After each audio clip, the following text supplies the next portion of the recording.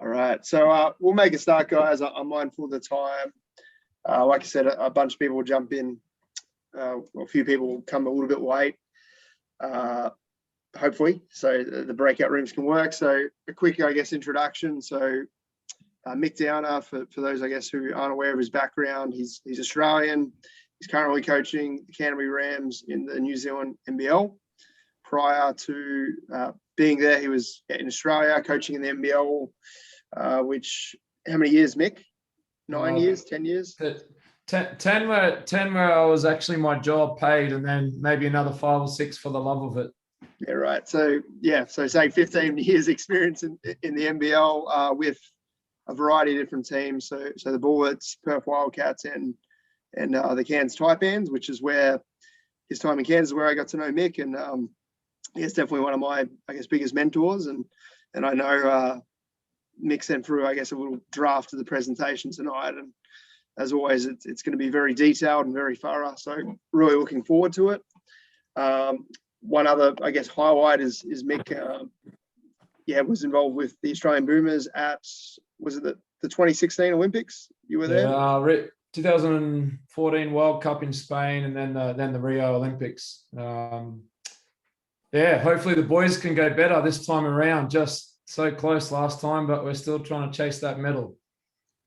Exactly right. So we'll go hand over to Mick, and it's gonna be a little bit different tonight. And as far as we're going to do some things in breakout rooms, and definitely need you guys to be, I guess, engaged and asking questions, participating when we break things up. But yeah, I'll hand over to you, Mick. Well, firstly, thanks for having me. And hopefully we can get through this and it's engaging. And that's, I guess, when I was speaking to Nick, that was the plan, was to try some breakout rooms. We apologize in advance if we stuff up the technology. I'll just blame Nick because he's a little bit younger. So you got to go with the younger person, right? Who's tech savvy. But I guess the topics that we thought would be hopefully useful is, I guess, unpacking and discussing a little bit about what success means. And the context of that is, because I don't know everyone's background, but obviously you'd be coaching team, be it at school or club level, some seniors. So the stuff we talk about will be around with the success side of it, running a program. What's a program success look like versus the context of a team success versus success with individual athletes. So we'll have a little look at that. And then the next part we'll get into is how you actually track that. Are you on track when it comes to what you're trying to achieve with your group? So just have to bear with me. There we go. Did the next slide come up, Nick? Yep, sure did. This one's got a bit of video. It may have a little bit of lag, but we've got to get pumped up. So I want to promote the Canterbury Rams. But as you watch this, there's a 1 minute video, and I'll be interested to see what you guys see after watching this and listening to it. So I'll just let this run for the next minute.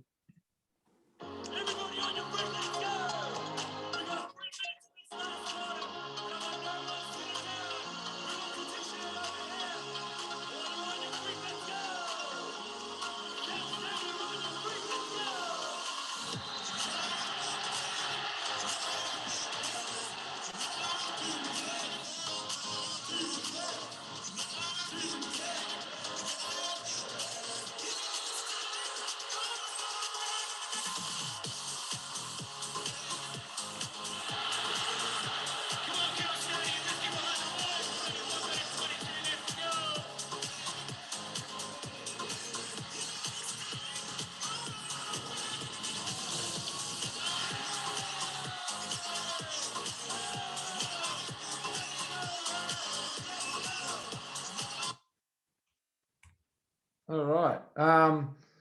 Does anyone want to jump in real quick? And I don't know, hopefully if your internet was fast, that streamed fairly well, but if it was laggy, that is what it is. But does anyone want to offer anything around what they saw in there, that video, that may relate to the word success? And don't all speak at once.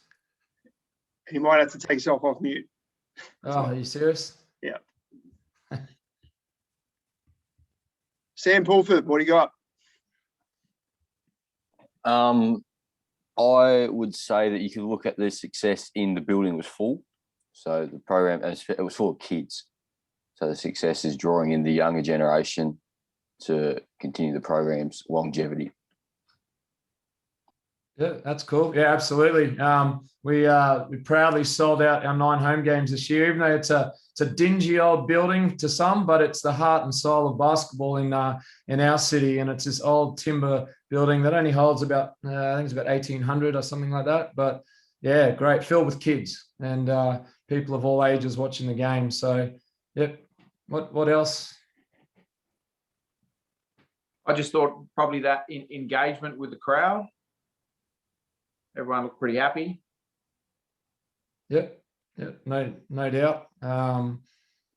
At that level, in that particular level, as I guess professional league, it's important. There's a big element of sports entertainment, and it's not just your purest basketball.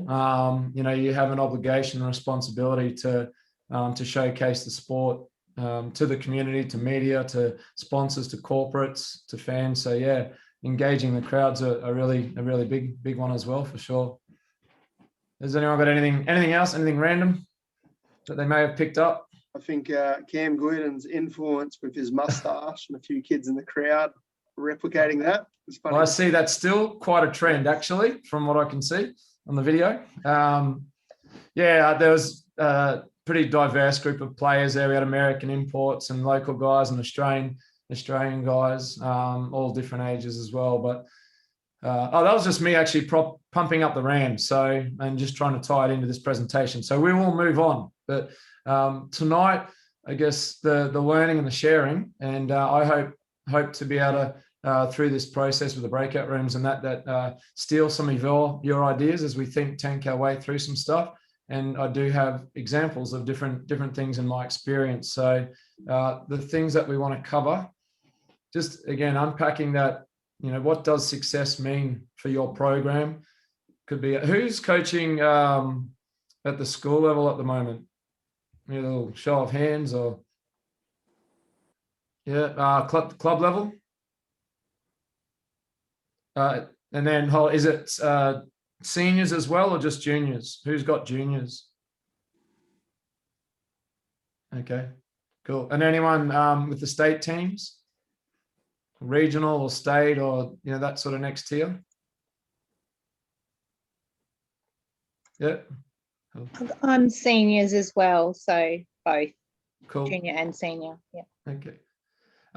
So hopefully we'll talk a little bit about like defining it and what it looks like to achieve success. A very subjective area, but also lots of ways to bring objectivity into the case. And then as we talk about different things of how you can tracking progress through the course of, if you're working towards having a successful program or a successful team, how do you look at measuring that success? And I guess I've always started with people, right? Like at the end of the day, it's a group of people coming together with a connection or multiple connection points. So how can the people involved in your team or your program,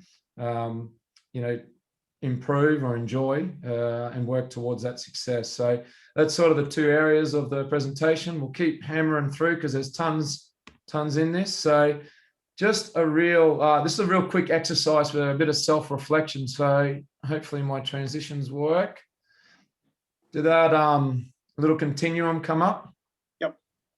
So this is purely right now your own personal philosophy when it comes to the game of basketball. If you had to pick a spot on that continuum, where do you fit along that continuum? Are you more down the development end, or are you more down the winning end? It's obviously a trick question too, because I know we all want to win, but and we all want to develop. So I'll just give you 30 seconds just to have a little bit of a think about that one.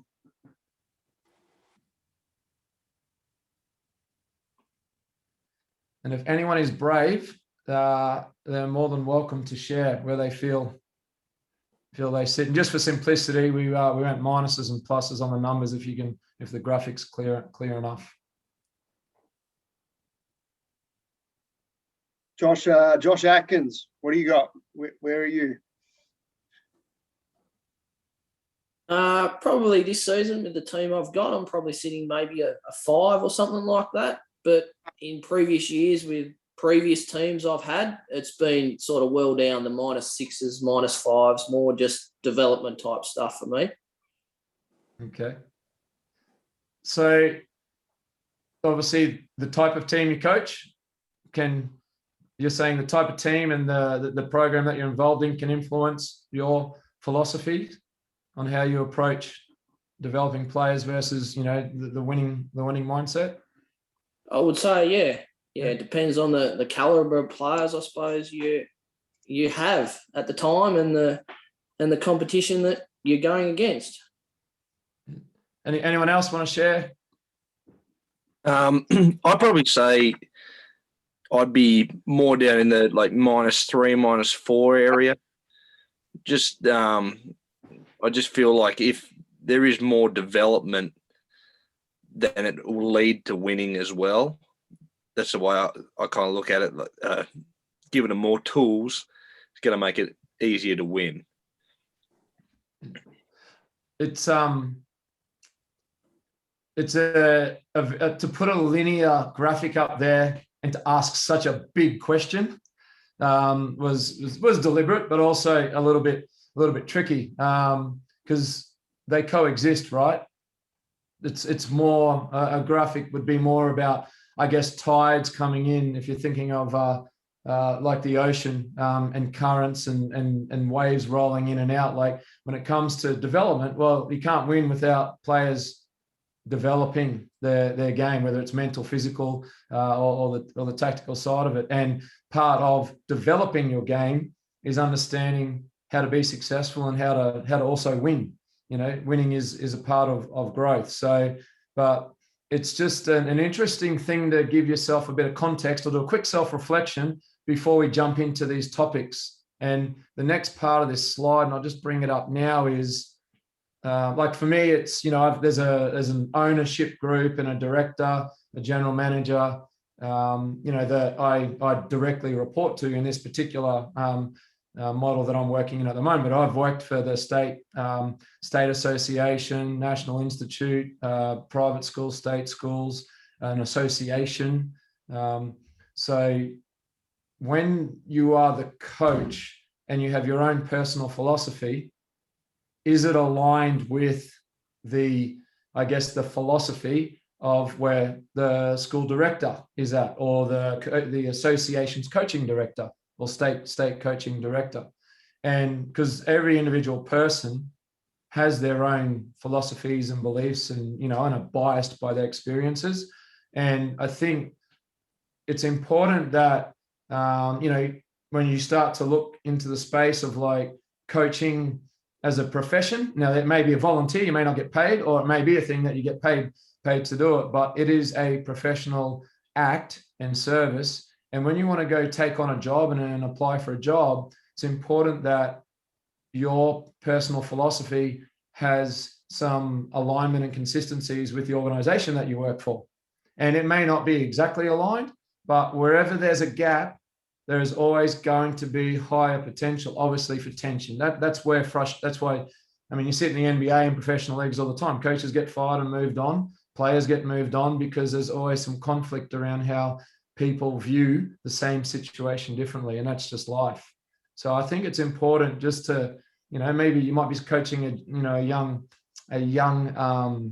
representative team, but you've got an association coaching director, and they've kind of got a curriculum that you've got to coach to, and there's expectations around what that team needs to be able to do, whether it's a curriculum you have to deliver, a style of play you have to develop within that group.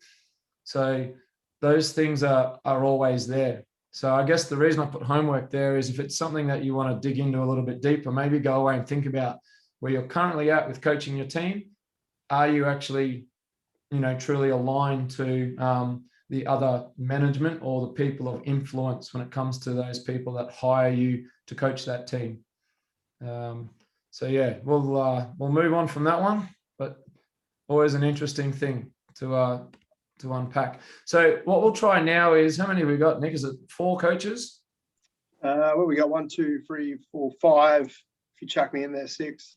Okay, so what we might do is, for this one, instead of the program room, we'll just drop that for a second. Let's just dig straight into team and athletes. So what we might do is just split in half, so a couple of coaches in each one, and we'll just take 5 minutes maximum to just discuss how you define success for your team, or how you define success for athletes, for an individual athlete. So do you mind if we just randomly do it, or do you want to, Nick, do you want to, strategically split people up, or it doesn't really matter how we? No, let's just go randomly. Let's go randomly. Do you want me to do it, or you're going to do it? Let me see where that was. Breakout rooms, 2 rooms, assign automatically. Room run, Brad's iPad, Hayden and Melissa, and then room 2 was Josh and Sam. Is that all good? Yep.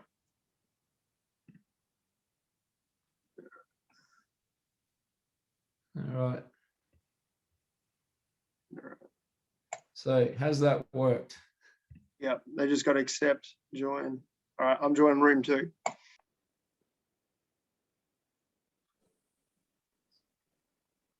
All right, fellas. What do we got? We're room 2. What was that? That was Team, wasn't it? team. All right. What do you guys got?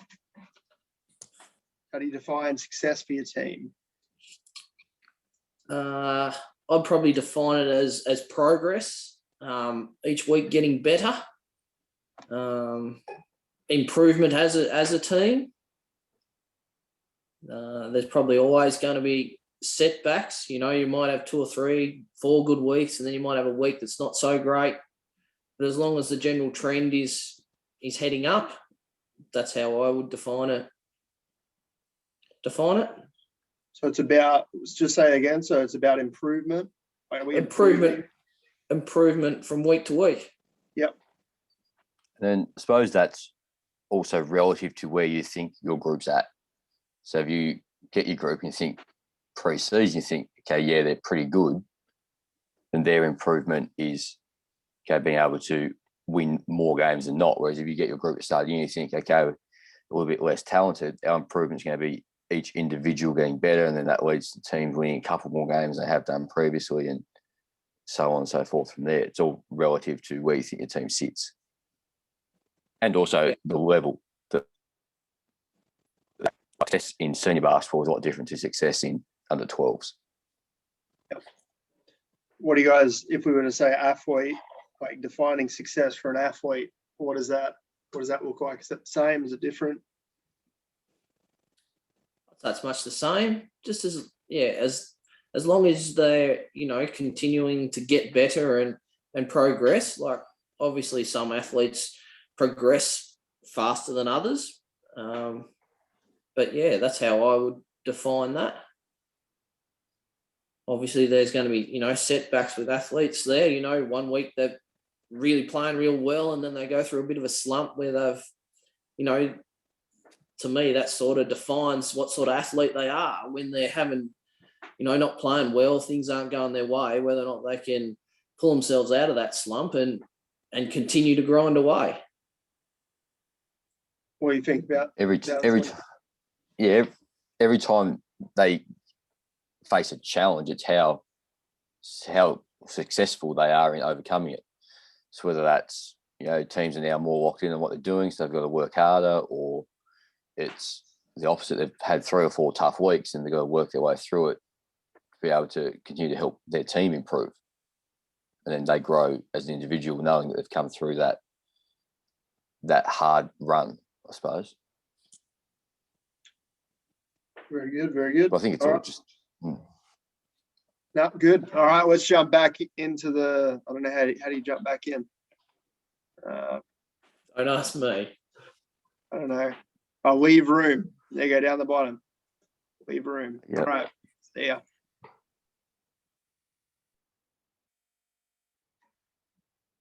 You guys are quick. Yep. I muck around. Awesome.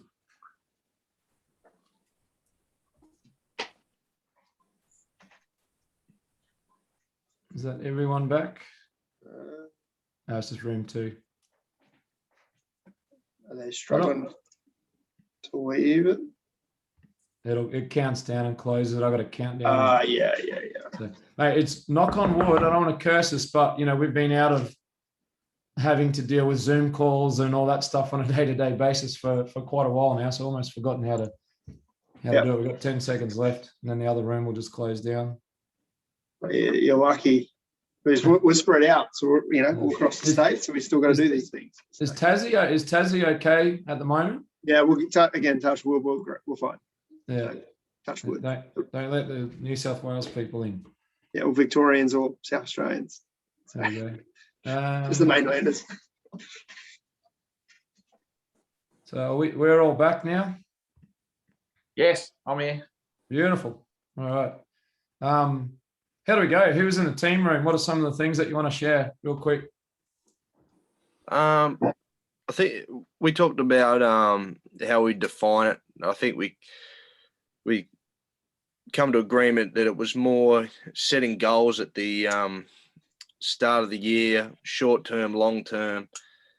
They can change throughout the year depending on how many times you're playing a team and how they've beaten you before and stuff like that, and judging your success on more of that stuff, not just where you're finishing on the ladder, and exceeding your goals and exceeding your expectations is where we had that at. Yep. Anyone want to add to that from the team room? No, that's about it. I think in a nutshell, it was probably guided by results early in the season to what you can produce at the end of the season. And also about when you define the role. So a lot of the kids that we coach are kids that play multiple sports. So it's about their basketball IQ and expanding that. So some of its success might be about how your group actually grows in success and their learnings, and how they're able to translate what they learn into a game, which hopefully you might get some success on the board or in the ladder, whatever it might be. Cool. And how about the athletes, individual athletes, success for them?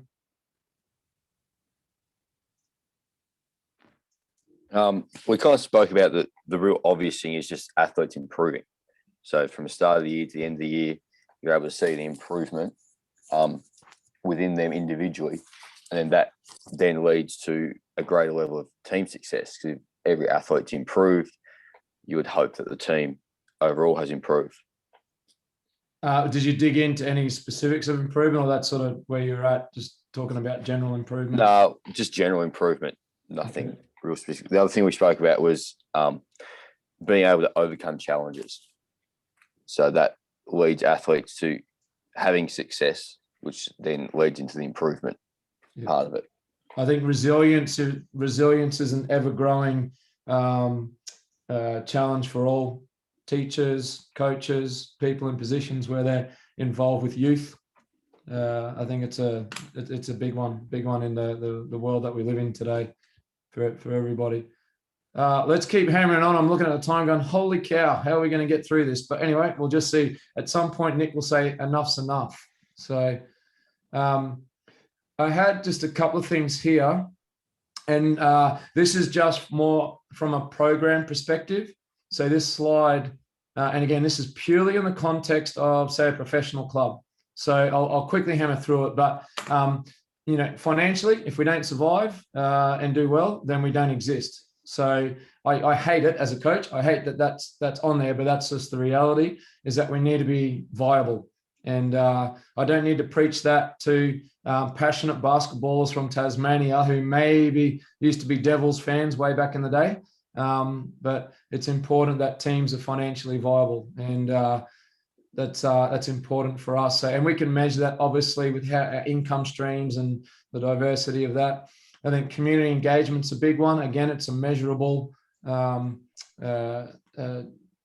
of our success, because we obviously can look at, the number of hours spent in the community, stakeholder feedback. When you go to schools and you work with kids and do stuff with kids, you can get feedback from your visits. So levels of various community engagement is really important. And so before, how we play the game, like fans pay money to come and watch us play, and the sort of way we play the game needs to be a successful brand, but it needs to be a fun style for the fans. And you've got to juggle that with obviously being competitive. So the player growth and development side of things. So the IPP that I've got written there, individual performance plan or individual development plan.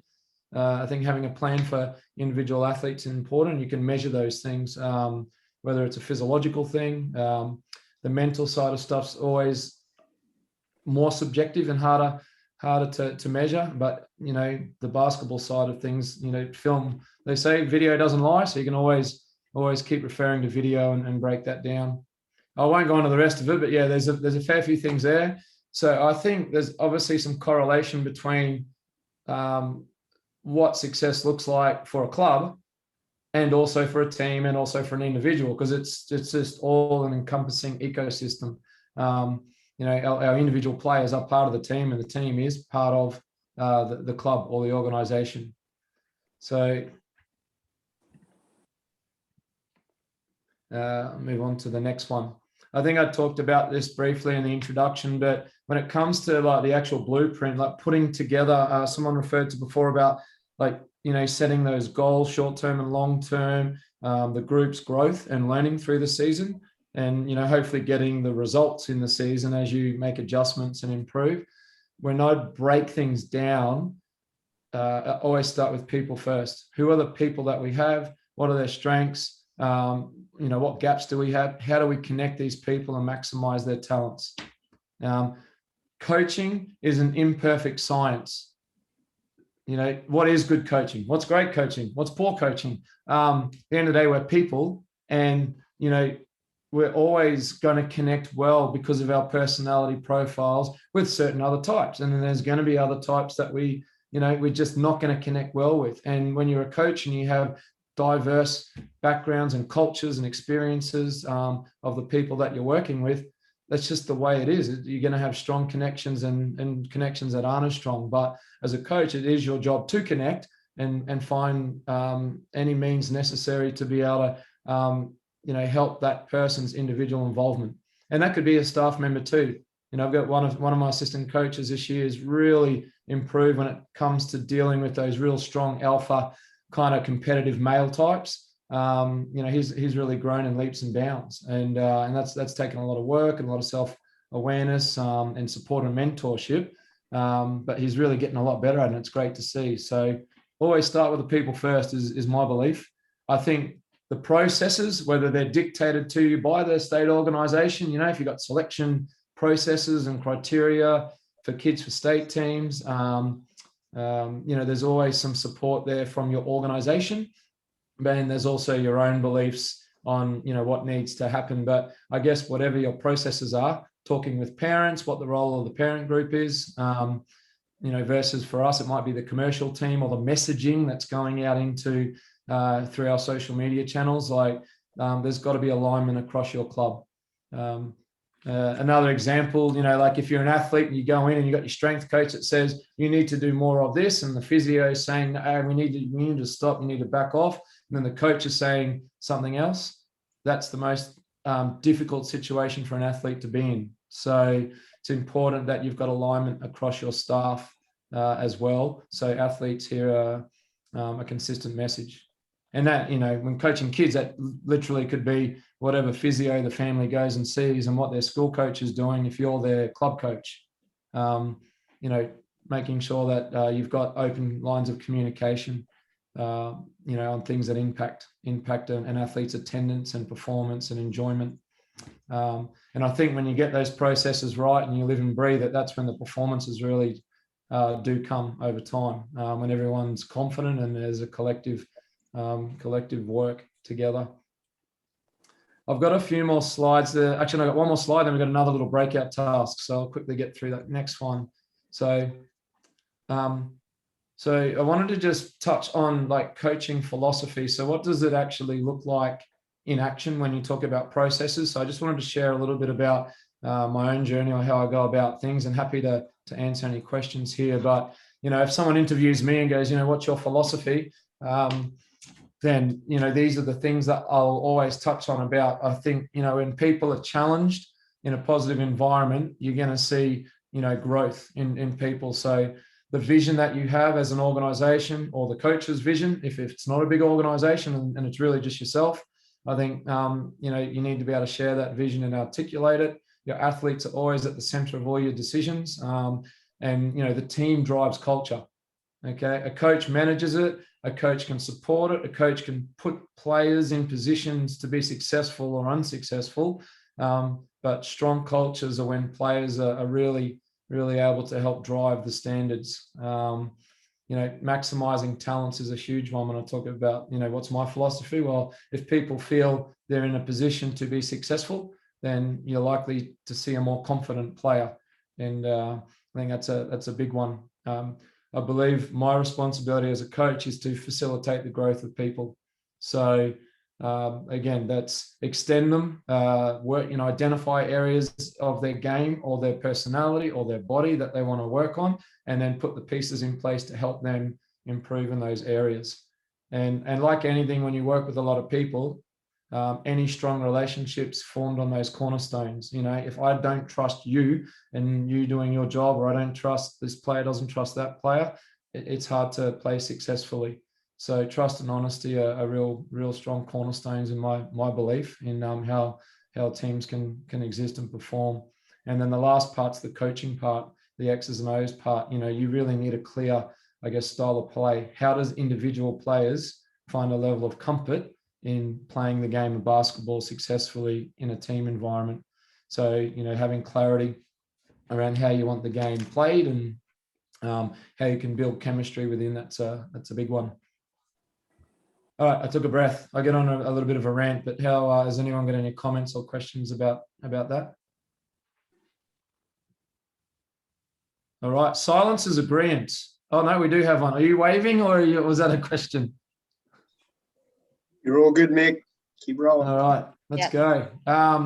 So a couple of simple things, you know, just like if you see something, you need to say something. Like at the start of the season, you might have some rules, or you may have, you know, like standards. For us, it's contracts, and we have like you know, a booklet to help guys know what they need to wear when they do a press conference, or when they go to a school, what they need to wear, being punctual to going to physio appointments, whatever the thing is. But you know, people need to be held accountable, and that's where, and no team, no matter how brilliant they are perfect at this. But the better you're at it, the better chance of success, because the less slippage you have. So, you know, if you see something that's wrong, you need to be able to say something, or if you hear something that's wrong, you need to, you know, do something about it. So I think that's really important. It's logical, it's simple, and you know, if people don't say anything, they're just turning a blind eye to stuff. So, and to me, that's always the hardest thing to do, is to address stuff as it happens. You shouldn't get to the end of season like we're doing right now. We're doing all of our end of season debriefs. You shouldn't get caught off guard with a whole bunch of stuff you had no idea about at the end of season, because ideally you've dealt with those things organically or as required, as they've presented through the course of the season. So I think that's an important one. We have a system in place around like rewarding the behaviors and the standards that, you know, we said that we wanted to do. And then you obviously need to address the things when people live below the line. So having sort of, you know, addressing red flags and rewarding the right behaviors. That could be acknowledgement in front of the group. It could be showing video clips. You know, it could be, there's a rugby coach I was talking to that they hand out lollies to players when they achieve, you know, something that they said that they were going to do, and they're trying to build up their lolly jar through the course of the season. So a bit gimmicky, but you know, the players really get into it. So whatever the strategy is, it's important that you reward the behaviors. People will keep doing, you know, the things that they know are praised and are good, and you know, you put value to. And then just being above the line, whatever that line is when it comes to the standards that you've set, whether they're set by the organisation, shared upon by the team through team meetings at the start of the season, or a bit coach driven, whatever the standards are. You know, at the end of the day, you got to live it and breathe it. You got to be above the line. Good to go on. Yep. All right. So the next one, we'll try one other quick breakout room. So just wanted again, have a quick chat for 5 minutes. Just talk about what are some of the strategies that you either use or you've seen or you think might work to actually track and monitor the progress. So let's assume that you've sat down with your group and you've all agreed to what you believe success will be. So when you get to the end of your season or cycle or campaign, you sit in the room and we go, we really have had a successful campaign, or we've had a successful season. So to get to that warm and fuzzy, enjoyable, positive meeting at the end of the season, how do you actually track and give feedback and hold people to account? What mechanisms can you put in place? So again, we'll just split it up again. How do you do that with an athlete individually? And then the other one is how do you do it for team? We make the groups a little different this time, Mick, if possible. I'll try, and you can always take the reins back, mate, if I stuff it up. Nah, you're doing a good job, man. I don't want to mess with that. Well, you buddy put the mockers on me, because for the life of me, I can't find the bit where you are the menu. Where is that menu? It's disappeared on me, the breakout room bit. Oh, here we go.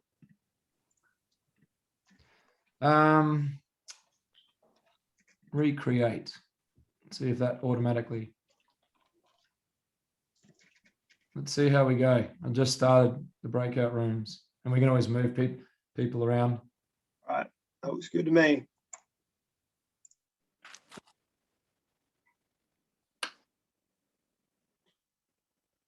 What are we, number 2? What was that? Don't know.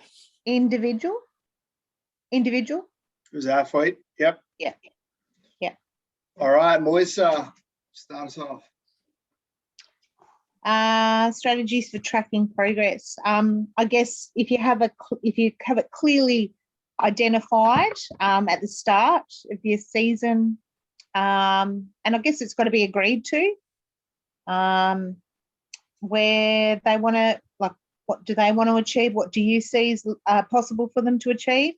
And I guess just checking in whether that's every practice or at the start of practice, maybe identifying this is something that you want to work on, and at the end of practice, reconfirming, yep, we've achieved that, or yeah, we got so far, what we could do to better. I don't know. It kind of depends too on the age. So, like, little kids will respond to lots of praise and little bite-sized bits of it.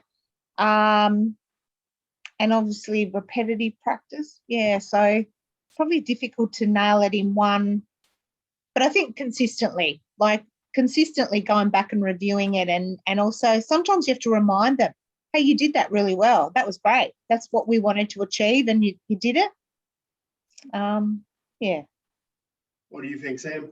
I suppose you could measure progress in terms of, especially at the senior level, statistical improvements. So you turn the ball over less, you shoot it better, more assist, whatever it is that guy's role is. You could measure it like that year on year, or break the year up into different segments. Would be one way you could do that. One thing that Darren Best did when he was in Launceston, he at the start of every practice, he'd get his whiteboard out, and we'd have like 3 or 4 things that would just come back to it 2 or 3 times throughout practice, go, like, how are we doing this? So whether it was between state league weekends, like something we were bad at the last weekend, so have we improved on that? Or, what's going to hold us back from being really good? And just those things that throughout practice you can go back and check on it. And then individually as the athlete, you can think, well, am I doing the best I can to help in that scenario? So if it's, we got to get more active defensively, or talk more, or or practice hard, whatever those things might be. I think that's a good way throughout practice to be able to just track how you're going with some key things that your team can discuss pre-practice or pre-season.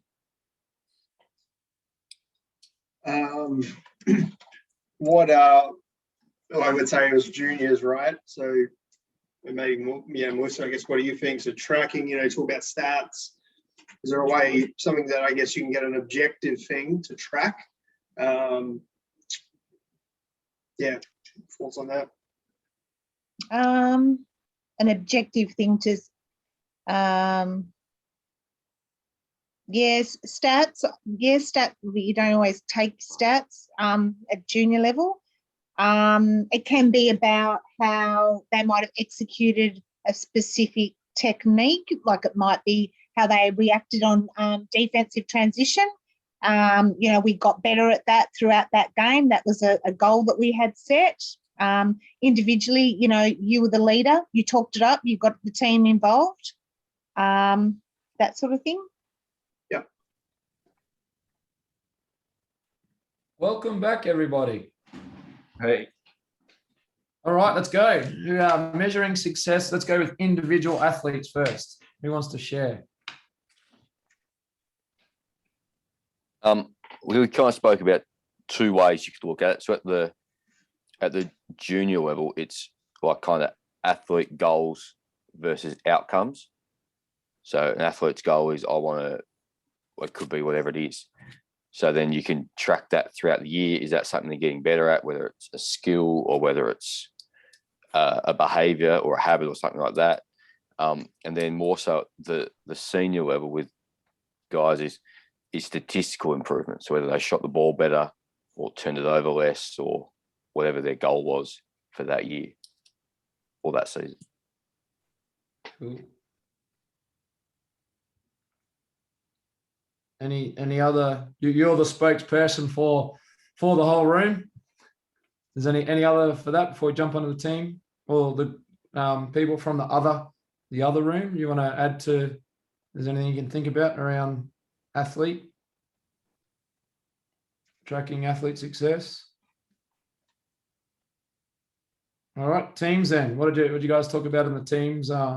Tracking a team's success.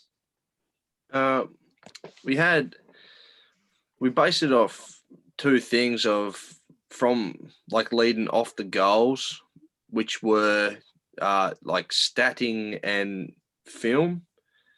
And it might be that you have goals about what you'll want to achieve that you can stat. So it might be turnovers per game for your team. And you might find that that's an issue, or turnovers, not offensive rebounds might be an issue early in the season. You can say, well, we want to get that number down, and then recognizing that if that happens, Cool. that might even be before the end of the season. So, and then with the film as well, it just makes a lot of things easier and clearer, especially in the player's mind, if they can see how we can improve and the things we're doing well that relate back to the goals by watching it on film. So, cool. Anyone got anything else they want to? No, we're good. Well done.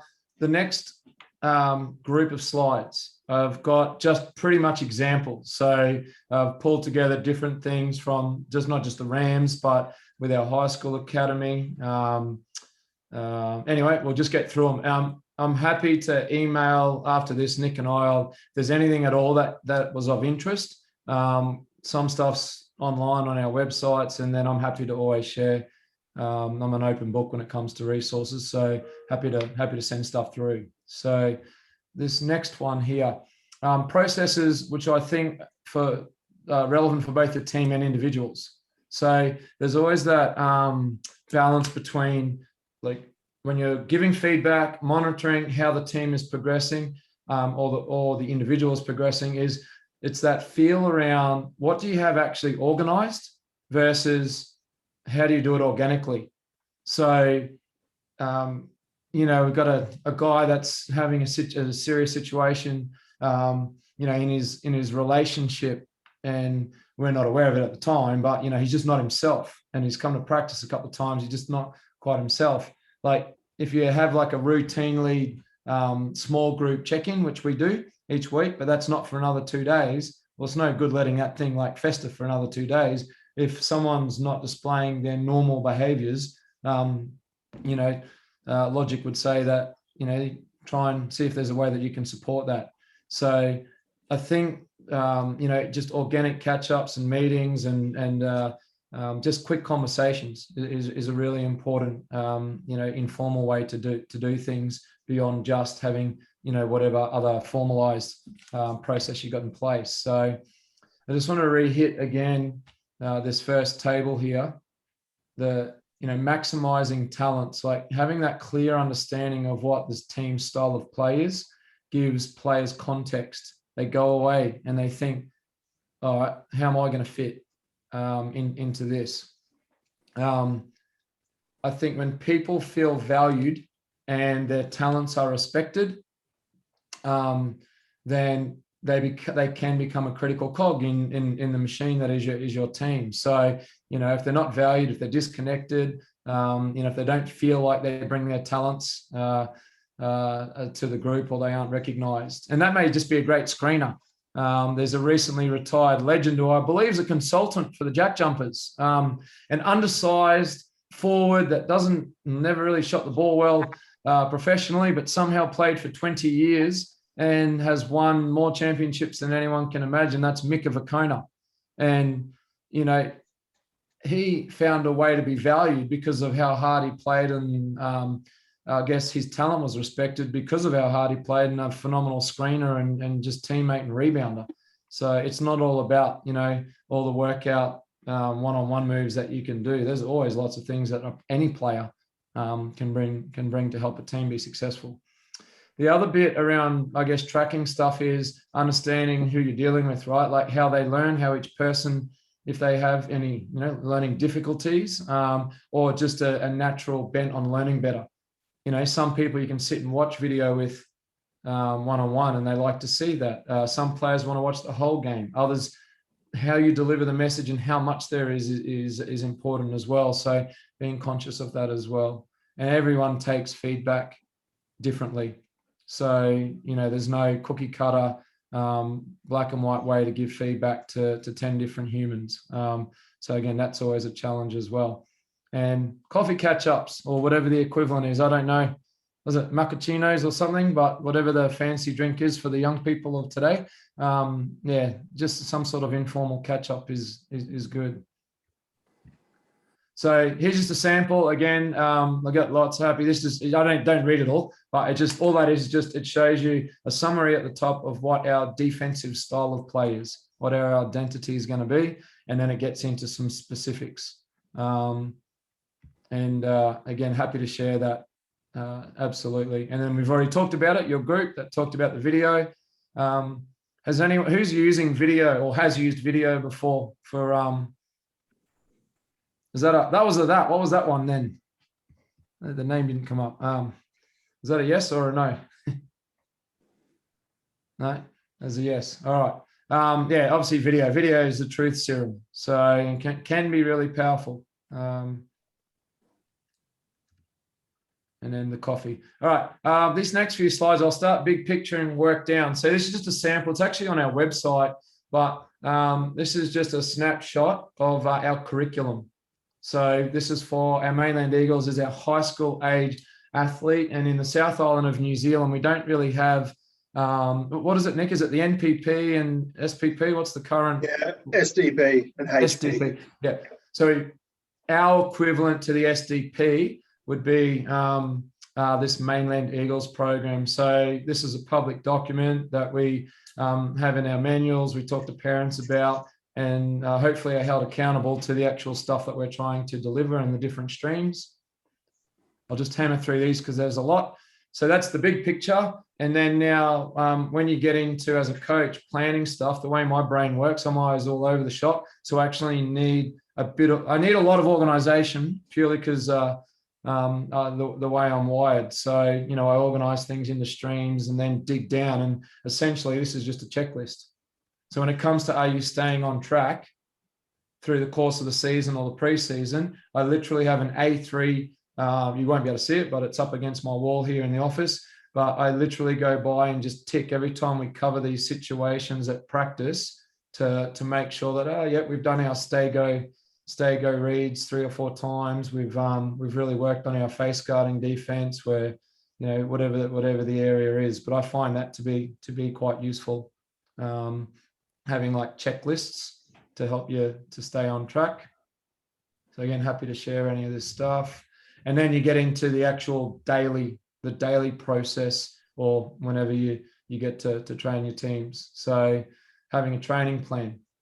So we'll just quickly talk about trainings. Are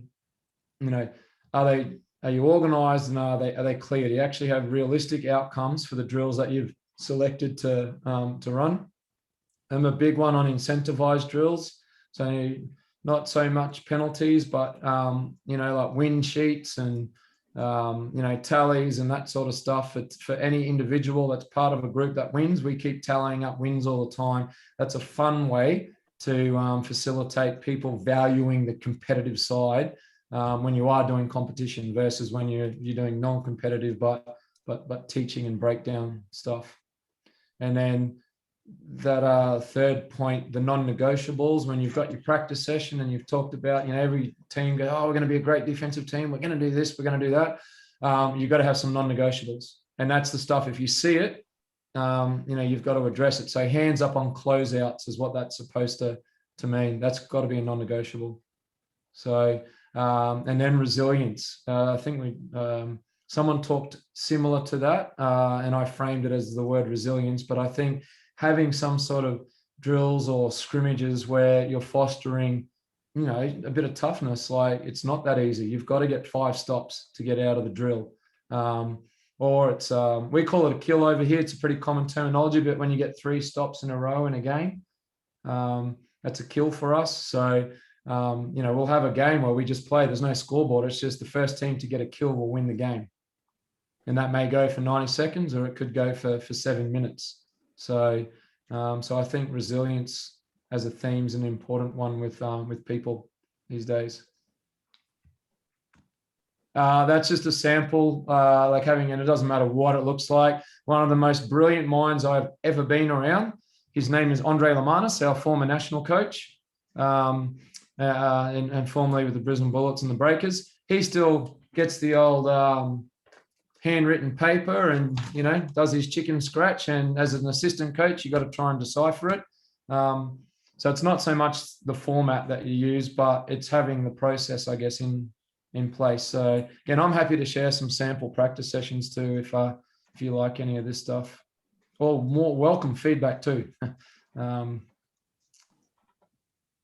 right, what have we got to?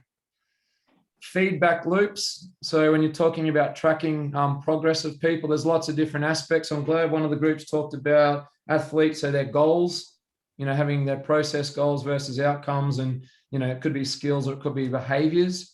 So a couple of areas, we use a very cheap app, and we track wellness. So players each day get on their device and enter 7 questions.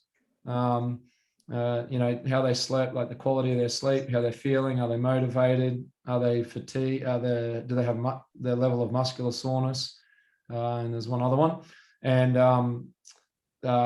they do that, and then we obviously then get the results for each individual person, and then this little graph here is for the team. That's from the start of February to June. So that was the Rams this year. The average of our whole group, looking at the wellness scores. So in this particular one, the lower the better. All that says to me is that from about what we say here, about the late March, which was when the season started, we pretty much stayed fairly consistent. There wasn't massive, obviously individuals had spikes, but we were generally fairly consistent. So whether it's giving feedback, if a kid flags that they're not motivated or stressed, that's a great indicator for a casual conversation to go, hey, I've noticed that you've been really stressed for that recently. And then it's like, oh, well, they got a biology exam and they've got, 2 other sports that they're doing right now, or they're having arguments with their mum and dad. Like it's a good, safe way to communicate. Training loads, again, more graphs. You get graphs at ears, but how are you tracking with the team? The eye test is still a really good thing. Does your team look fit? Do they look fatigued? The plan that you have for practice, can you stick to it, or do you actually need to cull it back a bit because they actually can't keep up with the demands of your training?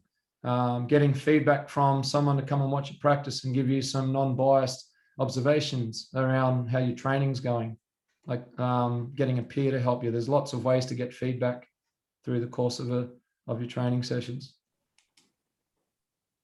They are just 2 examples of wellness and load that I think are relevant for individual athletes and for the team as well. Any questions on that?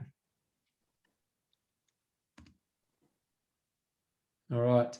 I was going to shift to games and just like preparing for games. And when you talk about like tracking your progress, so going into games, we had I don't have it with me.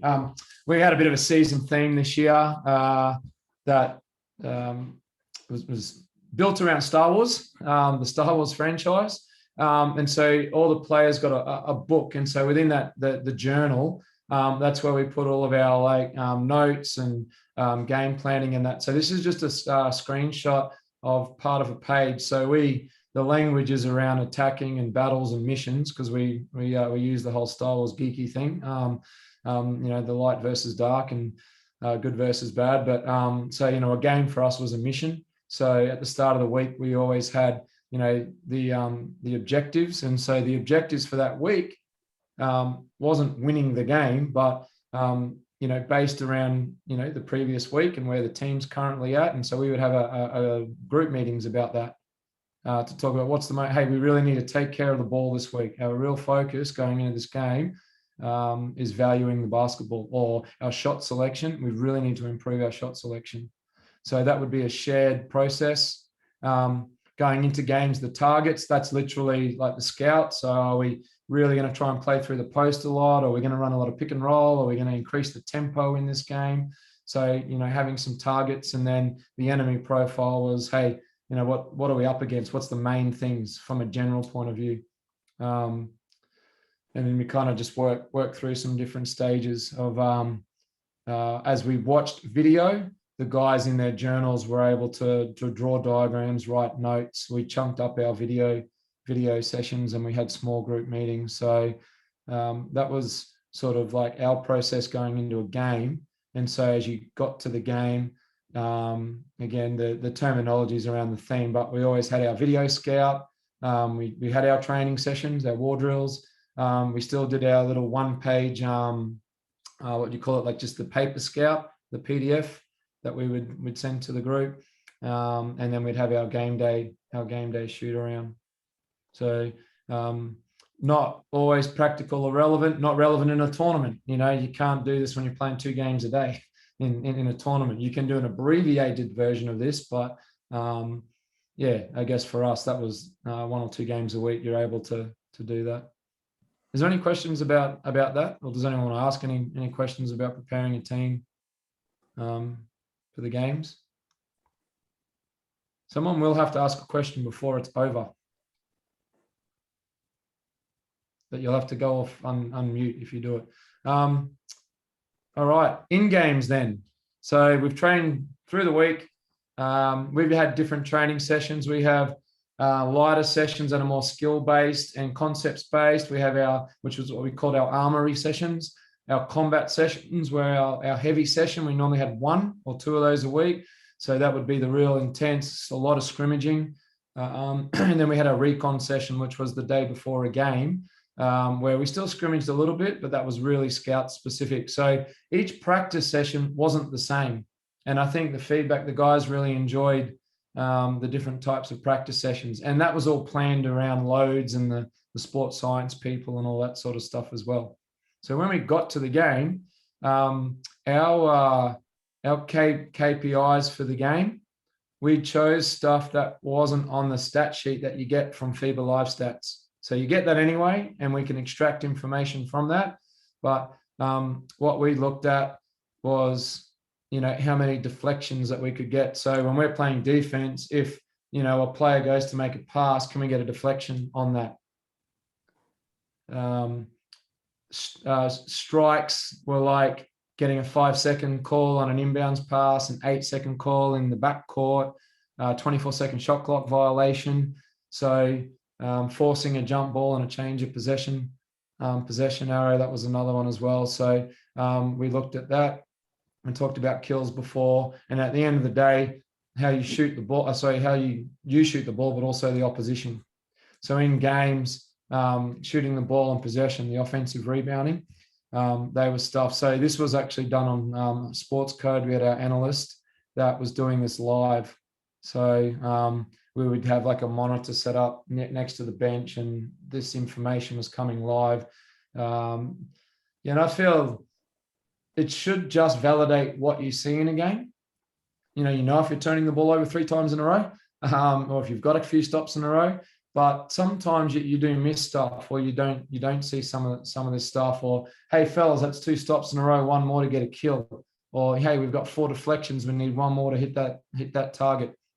So giving like live feedback, I think, is an important. And again, it's tied into our style of play. It's measurable because if you see it and you can record it, you can measure it, and then you get trends. Is there any questions about that? There's some offensive stuff here too. Do you guys go off pace, poise, penetration, or is there some sort of equivalent style of play? Yep, that's what we go with. Yep. Okay, cool. So for us, we split up pace into first and second wave attacks. So first is literally, say we got a rebound, we turn and we threw like a long pass, a home run pass, caught it and laid it up. Or we got a rebound, we turned, we took a dribble or 2, like a bust out dribble, made a pass, kicked it ahead, and then laid it up or drove it in and laid it up. So those really quick little 4 or 5 second attacks. And then a second wave is maybe we did the first wave, we didn't get the score, but then we kicked it out to a weak side shooter. Or they went split, kick, extra pass. Or we got down the floor and we couldn't kick it ahead, but we were able to drive into the paint and then do a little part, like a little dribble handoff. So there was a few different types of triggers or second waves. So that's all that means. And then motion was our main package of, the poise component of the game. So we still had some offensive, metrics in the game that we looked at. And this is just examples. Post game, I think it's important. This is where I think, and I know we've done a really crappy job at times in this, but if you spend a week or a couple of practice sessions getting ready for a game, you need closure to that game, right? So whether that's video, whether that's a team meeting, whether players go away and write some journaling and then you come back and you meet, but before you jump into the next thing, it's really important to get closure. And I think that one's like critical in tournaments. Whether you win a game at 10 a.m. and then you got to back up at 1:30 p.m. And whether you've played crappy but won against a bad team, or you've smashed a team, or you've got your ass handed to you, like the ability to close off one thing, take a breath, reset, and then move on is really important. So we had this process for individuals, and we also had it for training. So there's sort of quadrant around, what went well for you personally in the game, what went well for the team. And I think for players that don't play a lot of court time, that's a big one. And then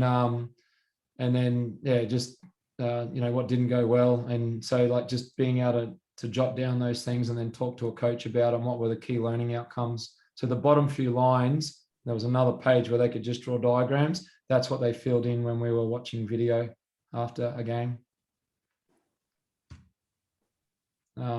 I just chucked that one on there, but this is done by a company, Instat, but then it's just supposed to represent just analytics, like if you've got access to stats or any of that stuff, absolutely. You can track your progress of your athletes, whether it's their shooting areas, their shot charts or the type of shots they're taking. That there's always some statistical information that can help provide feedback for tracking. How So many? this really- Yep. Sorry, Mick. How many more slides do we have? About 32. No, I'm joking. There's only 3 more slides, Perfect. but I can wind it up. We don't have to get through them. Make it. Sorry, I lie. One, two, minute. 3. There's 5 slides, Nick. All right. A minute per slide max. Awesome. No worries. Okay. So the in-game feedback that we were giving, that's the summary there. Like that's the metric, and then pretty much our wins and loss column across the top, and just trying to see. We have 18 games in the season, so our chunks were first 6 games, middle 6, last 6, and season.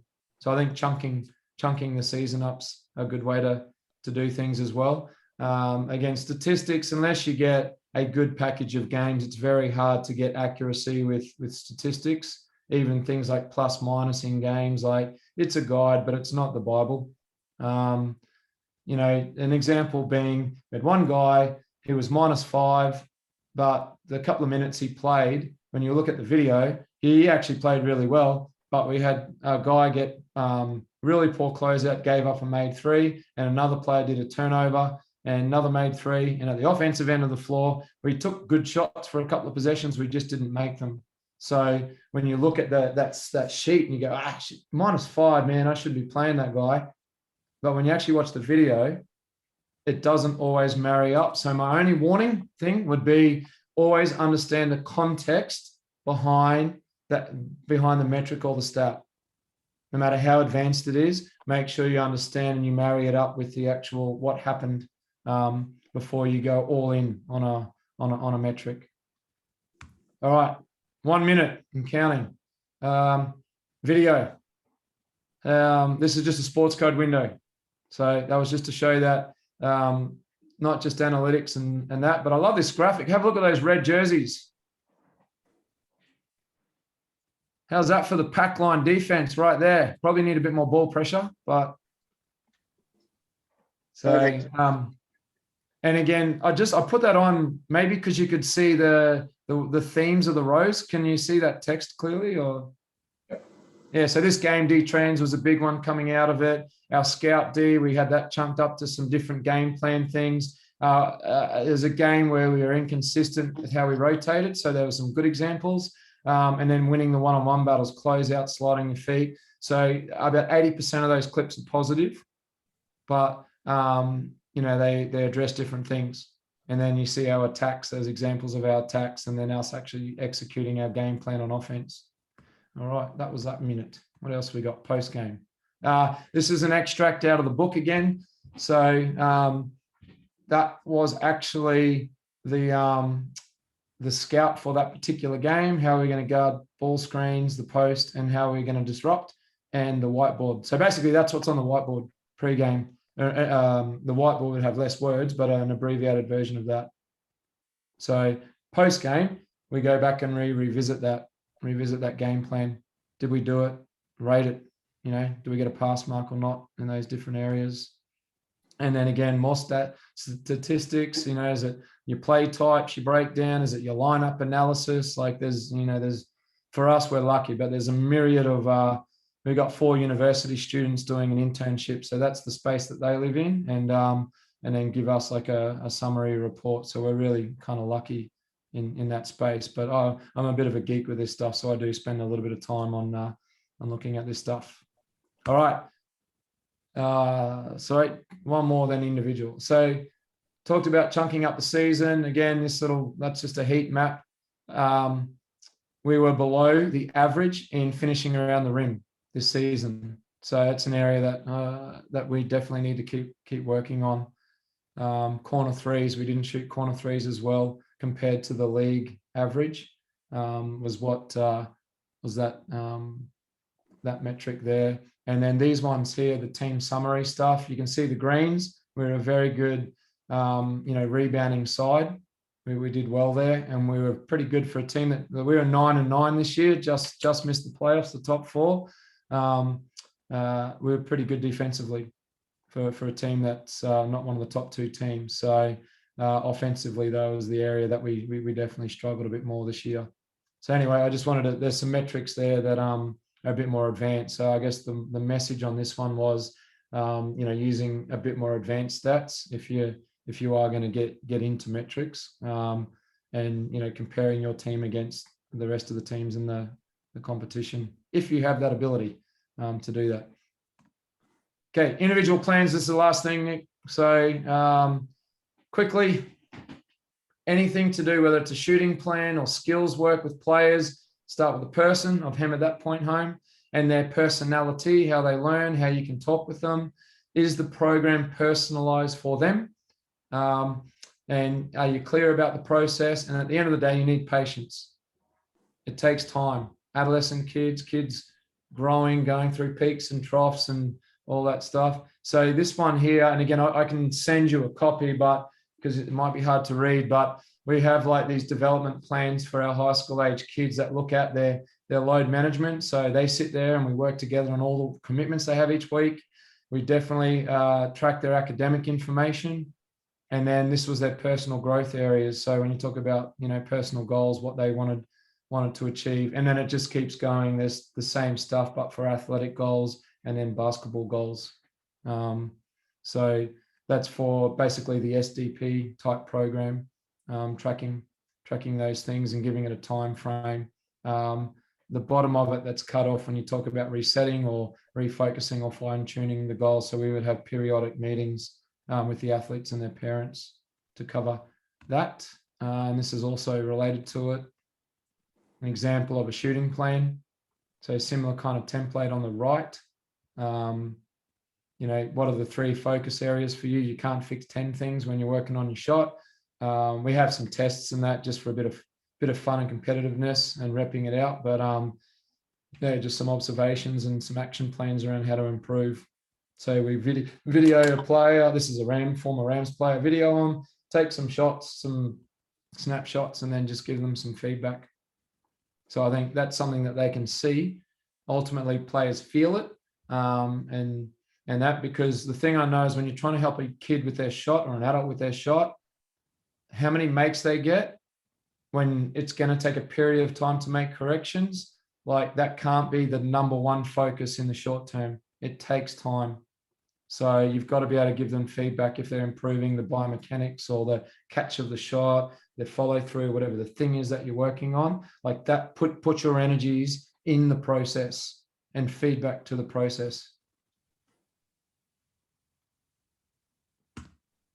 Lastly, when it all comes together and your team's playing well with chemistry, players buy into their roles and they feel valued in what they can do, it should look like this. So hopefully this video works. This is the last one, Nick.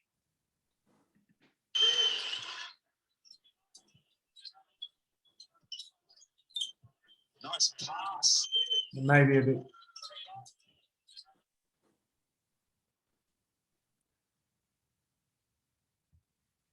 I'll pause it. So there's a lot to this, but it's basically what we call a spread pick and roll, and we get a layup. But the point I wanted to make here was we understood that this team was a packed defensive team off the ball, so we flare picked. We needed a spacer, which was actually, I don't know, is my mouse actually working or not? Yep. Can you see my mouse? Yep. So the shooter, we put our best shooter on that side. Our point guard drew 2 defenders, and our screener rim ran. And so all 5 players are involved in the process. They're all doing their job. And that leads to brilliant spacing and a really high percentage shot. So when a plan comes together with individuals and collective, it may look really simple, all right, but beautiful basketball is simple and clean.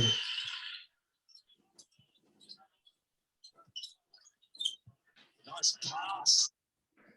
So precision passing, beautiful spacing, the execution of the pick and roll, the actual read of the defense and the coverage on the ball and off the ball.